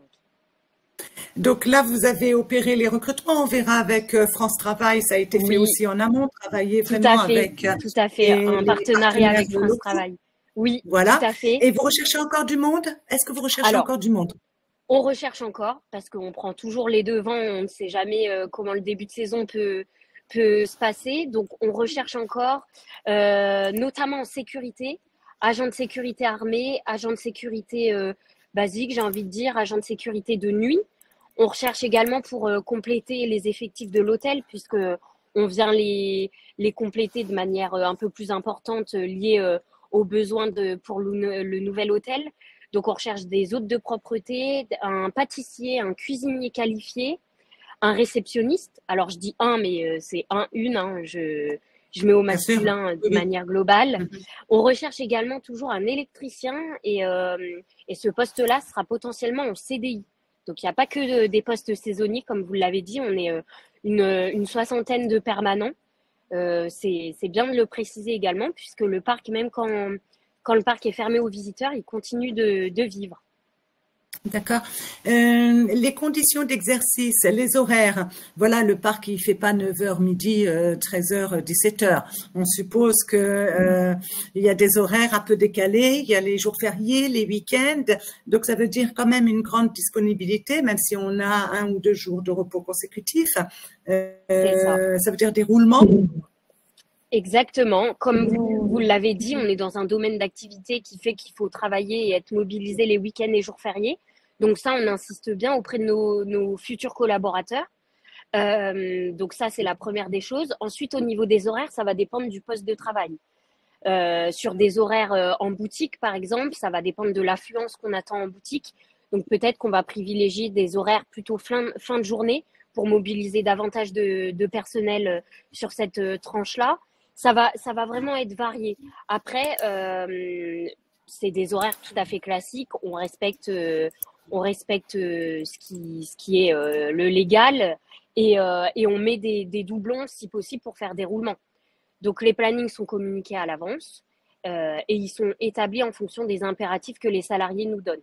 À partir du moment où c'est communiqué bien avant, nous on s'adapte également au planning des candidats et futurs collaborateurs. Conditions de permis de conduire, je suppose. Dolencourt, je rappelle, n'est pas desservi comme dans d'autres territoires du Grand Est. Je pense à l'Alsace qui est très très bien desservi par le réseau ferroviaire. Là, on n'y est pas du tout. Il faut aller à Vendeuvre sur place ou à Bar-sur-Aube et après le vélo, la trottinette pendant quelques kilomètres. Exactement. Alors, nous, on n'est pas fermé sur permis obligatoire, c'est pas le critère. Mais par contre, à chaque fois, et c'est une question qui est essentielle lors de l'entretien d'embauche, comment vous comptez venir? Est-ce que vous êtes sûr de pouvoir être à l'heure? Voilà, c'est des questions qui sont essentielles. Si le candidat s'engage à venir à bicyclette, à trottinette électrique ou autre, ok, mais c'est un engagement qui doit être fait dès le début et jusqu'à la fin de la saison ou jusqu'à la fin de la durée contractuelle. Mais effectivement, Dolencourt, c'est un peu perdu, voilà. C'est ce qui fait que le parc est magnifique puisqu'on est au milieu de la forêt et c'est vert, mais il faut prendre les devants et s'organiser pour être sûr d'être à l'heure sur son poste de travail. Moi, j'ai une question parce que les manèges, tant que c'est des petits chevaux, ça va, bon, on peut se casser la figure, ça fait mal, mais la tour infernale ou les autres manèges où il y a des conditions de hauteur, d'âge, de taille, donc je suppose que les opérateurs de manèges doivent être majeurs pour exercer le job d'étudiant, mais être majeurs, on est d'accord, hein?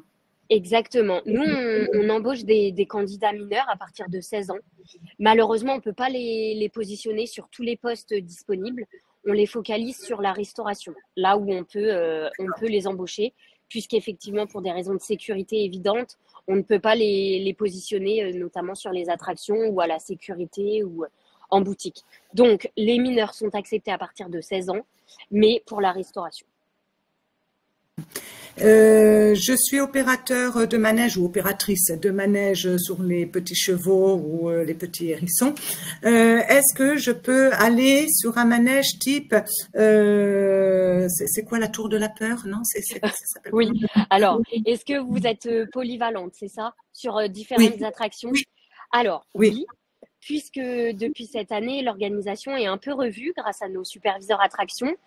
Et en fait, le fonctionnement du parc fonctionne par zone. C'est-à-dire qu'il a été découpé par zone. Et au sein de cette zone, vous pouvez être positionné en tant que zonard. C'est un terme très niglo. Oui. Mais le zonard est amené en fait à faire les pauses des autres opérateurs d'attraction. Et donc, ce zonard pourra opérer sur différentes attractions de sa zone. D'accord. Alors justement, Fabienne et Christelle qui sont à vos côtés travaillent à l'agence France Travail de Bar-sur-Aube.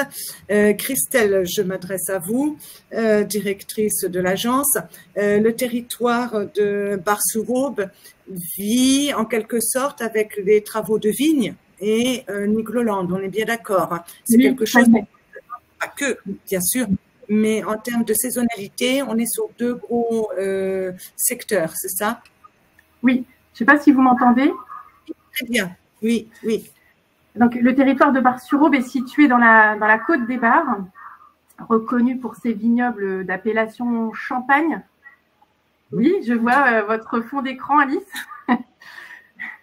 qui fait effectivement écho avec justement notre environnement. Donc en fait, c'est vraiment un territoire qui est reconnu essentiellement par ces vignobles d'appellation Champagne, comme je disais, qui sont quand même mondialement connus. Mais le secteur de la viticulture, même si le secteur de la viticulture occupe une place prépondérante avec 2450 embauches en 2024, celui du tourisme joue également un rôle crucial dans l'économie, marqué certes par de la saisonnalité, mais pas que, comme l'a précisé Anaëlle. Mais ces deux secteurs maintiennent vraiment une dynamique de développement sur notre territoire. Le tourisme chez nous, ça regroupe divers métiers qui contribuent à l'accueil et au divertissement des visiteurs, avec près de 300 salariés et plus de 330 embauches. Et ce sont 274 offres qui nous ont été confiées à notre agence en hôtellerie-restauration, en loisirs et animation en 2024 avec une évolution annuelle de plus de 110%. Donc, on est vraiment sur deux secteurs prépondérants qui sont la viticulture et le tourisme. Merci beaucoup. Je vais venir vers vous, Fabienne, mais avant, j'ai une question pour vous, Anaëlle. Audrey pose la question. Alors, je ne sais pas si on a répondu. Les saisonniers sont-ils logés au parc Nigloland? On n'a pas répondu pour ce parc. Alors, effectivement, on a 19 logements qui ont été construits spécialement pour les salariés. Malheureusement, ils sont trop peu pour loger tout le monde. On les réserve pour des postes bien spécifiques tels que les agents de sécurité armés, les cuisiniers qualifiés ou bien des postes sur lesquels les horaires sont vraiment très aménagés et donc horaires décalés plus en soirée. Donc, malheureusement, je ne peux pas m'engager sur loger les candidats. Ça va être sur des postes bien spécifiques. D'accord. Merci beaucoup pour ces éléments de réponse. Fabienne, vous êtes conseillère en insertion professionnelle au sein toujours de l'agence de Bar-sur-Aube. Vous connaissez bien votre portefeuille de demandeurs d'emploi, je suppose, comme tous les conseillers France Travail, mais vous travaillez avec Nigloland, c'est-à-dire c'est vous qui êtes référente de l'agence pour Nigloland pour aider les recrutements. Est-ce que vous pouvez nous expliquer comment cela fonctionne et est-ce que vous auriez un exemple d'un profil auquel on n'aurait pas songé et qui a fait vraiment, qui a correspondu aux critères de recrutement de Nigloland? Oui, bien sûr. Donc effectivement, on vient en appui au recrutement du parc Nigloland depuis plusieurs années sur les 3 principales vagues de recrutement par l'organisation de forums, de salons en ligne, de tas d'actions un petit peu innovantes. Et oui, aussi par la promotion de profils, effectivement, où nous, à l'agence, on rencontre des demandeurs d'emploi. Et souvent, en échangeant avec eux, on découvre un petit peu leurs compétences. On appelle ça des compétences transférables. Et étant donné qu'on connaît aussi bien les postes de Niglo et les attendus, ça m'arrive, oui, de prendre mon téléphone et de promouvoir une personne par rapport à des compétences. Et Nigloland les reçoit et souvent les engage, effectivement. Et Anaëlle, alors justement, je peux avoir eu une expérience professionnelle dans les bureaux. Admettons, demain, je veux revenir sur le territoire de Bar-sur-Aube. Je veux travailler à Nigloland. C'est pas grave si je n'ai jamais été dans l'hôtellerie-restauration. Vous me prenez? Oui. Alors, à partir du moment où vous êtes souriante, aimable, vous aimez le contact avec les visiteurs, vous êtes ponctuel, vous savez comment venir à Dolencourt, et vous êtes ouverte pour travailler les jours fériés et les week-ends, bien évidemment, vous êtes embauchée, madame. Donc voilà, super. Non, mais blague à part, c'est vraiment, c'est avant tout le savoir-être qui compte à Nigloland. C'est vraiment la relation avec les visiteurs. On est là en fait pour que tout le monde passe une bonne journée, que ce soit les visiteurs ou les salariés, les collaborateurs. Donc voilà, l'expérience n'est pas si importante pour nous, sauf pour des postes bien spécifiques. Admettons l'électricien. Là, on va demander des compétences un peu plus techniques et poussées. Mais pour les postes saisonniers, c'est très large, donc le savoir-être avant tout. D'accord. Et est-ce que, Fabienne, vous faites des visites avec les demandeurs d'emploi sur le site de Nigloland ou avec des entreprises? Oui, alors ça, c'est des choses qu'on a organisées effectivement. On a déjà emmené des demandeurs d'emploi visiter le parc avec un accompagnement souvent par les RH qui expliquent un petit peu les attendus, le fonctionnement, etc. Oui, aussi. Et on les fait se rencontrer aussi autour d'événements un petit peu innovants comme le Stade vers l'emploi, où Nigloland participe et nos demandeurs d'emploi aussi, et ça crée aussi des relations intéressantes. Ouais. Oui, alors le stade pour l'emploi, pour ceux qui connaissent pas, c'est un concept où les employeurs font du sport en équipe avec des demandeurs d'emploi. On n'a pas son CV marqué sur le t-shirt, c'est vraiment une question de compétences, de savoir-être, voilà. Et ça permet d'échanger, ça fonctionne bien comme expérience et sur tout le territoire, national et régional. Donc c'est France Travail aux manettes de cette action. Donc voilà, merci beaucoup. Donc Anaëlle, on peut envoyer des CV chez vous. On passe par Pôle emploi, pardon, excusez-moi, France Travail. Oula, France Travail. Si on est demandeur d'emploi, on passe évidemment par son agence, je suppose. Combien de postes vous nous avez dit tout à l'heure à pourvoir à peu près? Alors là, on est sur une bonne centaine de postes, voire plus, puisque on est sur une centaine aux attractions, par exemple, une centaine également en restauration, et après il y a tous les autres postes. Donc voilà, il reste quelques places. J'ai envie de dire, dépêchez-vous, candidatez, et puis on vous reçoit. Dans tous les cas, vous pouvez vous rendre sur notre site internet pour découvrir non seulement un peu la société si vous ne la connaissez pas. Et après, vous avez l'espace recrutement sur lequel vous pouvez postuler sur les offres en cours ou de manière spontanée.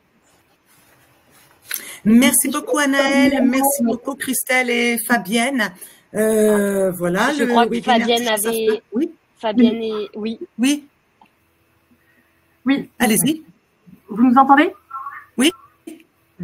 Oui, parce qu'on a un événement encore où vous pourrez rencontrer, où les demandeurs d'emploi pourront rencontrer potentiellement les acteurs du tourisme. On organise le 24 avril un forum sur les métiers du tourisme et de la restauration à Dienville. Voilà. D'accord. Donc Dienville, à côté de Brienne-le-Château? C'est ça, tout à fait. Et à côté de Bar-sur-Aube, donc pas loin de Nigloland. Voilà. Donc on est sur le territoire Bar-sur-Aubois.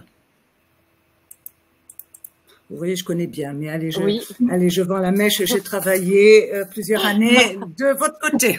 Donc, voilà, je connais bien Fabienne et Christelle.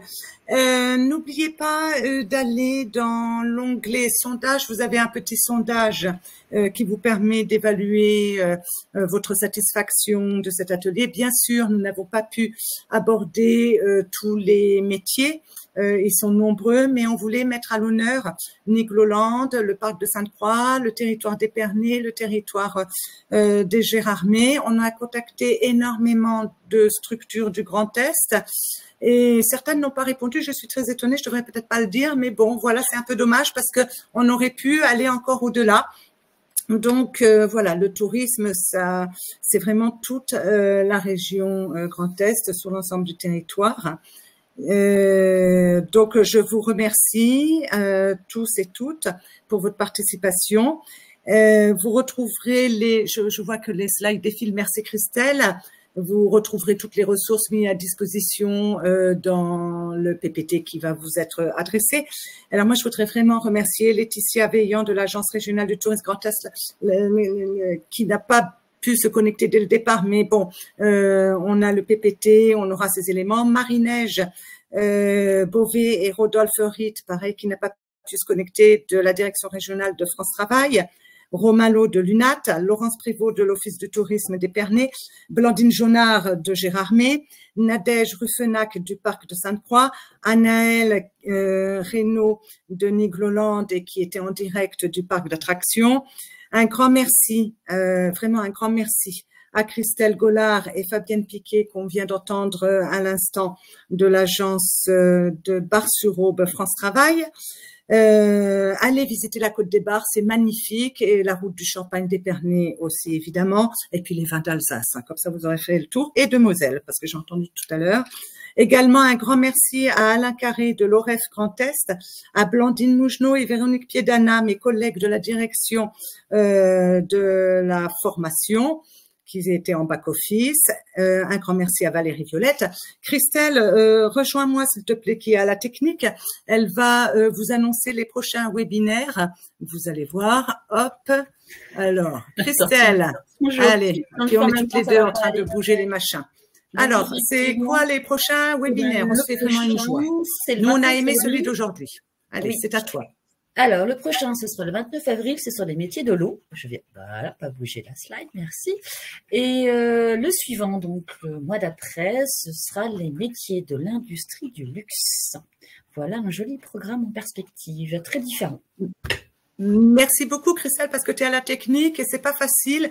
Et s'il y a des couacs, je dis toujours, c'est pas de ta faute, c'est un problème de connexion, de réseau. Il faut vraiment énormément de réseau et voilà, un débit satisfaisant pour pouvoir avoir un bon son. Les métiers de l'industrie du luxe, j'y reviens, c'est pas histoire d'acheter des trucs du luxe, c'est vraiment valoriser des entreprises qui sont dans le secteur de l'industrie du luxe et qui ont des savoir-faire traditionnels, c'est exceptionnel. On trouvera la pression sur étoffe, la bijouterie joaillerie, le cuir, maroquinerie, sellerie, l'ameublement, bois ameublement, et puis vous verrez, il y a 2-3 surprises, et évidemment verre cristal.